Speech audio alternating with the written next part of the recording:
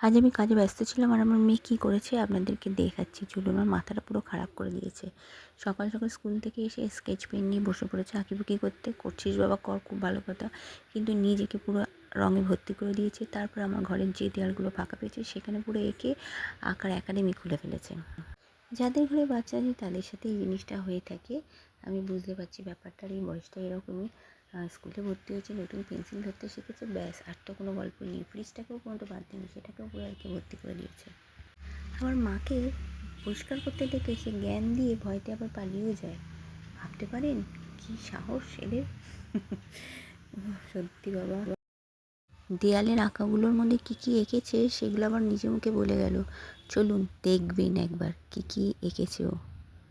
দাঁড়াও দাঁড়াও, হ্যাঁ, এটা মাছ, এটা গোল, এটা গোল, এটা পানি, ওটা পানি। আচ্ছা, এটা বড় মাছ, বড় মাঠ। আর এটাকে, এই দেখো, এটা ছিঁড়ে নামছে, এটা সিঁড়ি নামছে, দেবো একটা।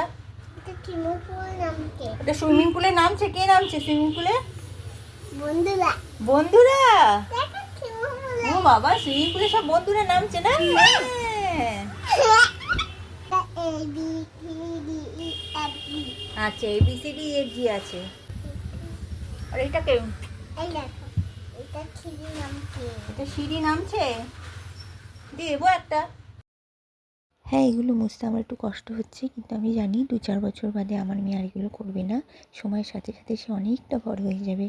এই ছোটো ছোটো দুষ্টুমিগুলো তো মেনে নেওয়াই যায়, তাই না? বাচ্চা যে বয়সে যে দুষ্টুমিটা করার সেটা তাকে করতে দেবেন।